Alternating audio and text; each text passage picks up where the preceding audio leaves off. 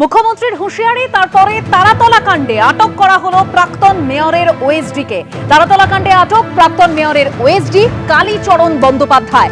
কালীচরণ বন্দ্যোপাধ্যায় বর্তমানে পুরসভায় MP ল্যাডের manager ও controlling officer. Taratala কাণ্ডে গঠিত এসআইটির হাতে এবার গ্রেপ্তার কালীচরণ বন্দ্যোপাধ্যায়। আর কি তথ্য উঠে আসছে আমরা জানবো, আমাদের প্রতিনিধি অর্ণব মুখোপাধ্যায় রয়েছেন টেলিফোনে। অর্ণব, দেখো, যেমনটা জানা যাচ্ছে যে কালীচরণ বন্দ্যোপাধ্যায় তিনি তো এখন এমপি ল্যাডের দায়িত্বে ছিলেন, এমপি ল্যাডের কাজকর্ম তিনি দেখছিলেন।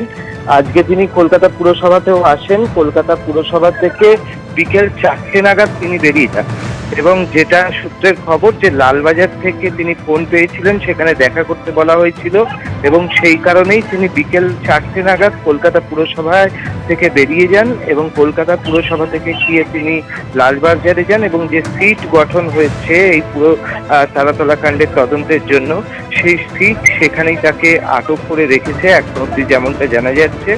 এর আগে আমরা দেখেছি যে মুখ্যমন্ত্রী শুভেন্দু অধিকারী তিনি এই কালীচরণ বন্দ্যোপাধ্যায়, তার নামে তিনি কিন্তু ক্ষোভ দেখেছেন এবং তার পরপর যেহেতু মুখ্যমন্ত্রী এই বিষয়টা বলেছেন, তার পরপর একটা সময়ের অপেক্ষা ছিল যে তাকে জিজ্ঞাসাবাদ করার জন্য এবং সেই অনুযায়ী যেটা দেখা গেল যে বিকেল 4টের সময় তিনি কলকাতা পুরসভায় এদিনও এসেছিলেন, তার যে নির্দিষ্ট ঘর আছে সেখানে গিয়েছিলেন। যদিও যে প্রাইভেট সিকিউরিটি কলকাতা পুরসভায় থাকে তারা জানাচ্ছিলেন কালীচরণ বন্দ্যোপাধ্যায় তিনি নেই, কিন্তু আমরা যেটা সূত্রে জেনেছি যে তিনি এসেছিলেন এবং তার ঘরেতেই ছিলেন।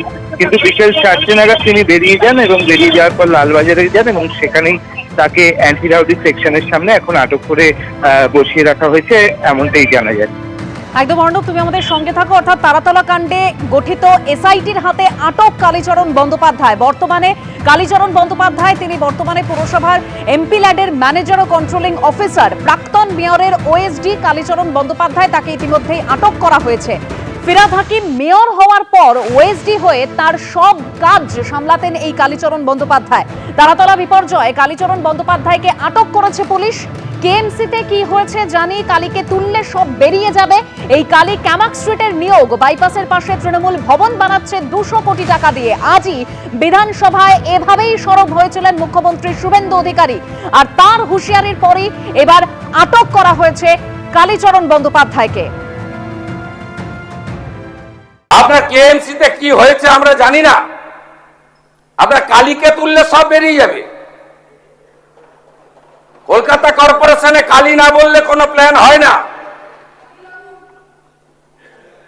আর Kali appointed by Camac Street সবাই জানে। আর এই কালী বাইপাসের পাশে আপনাদের তৃণমূল ভবন বানাচ্ছে 200 কোটি টাকা দিয়ে,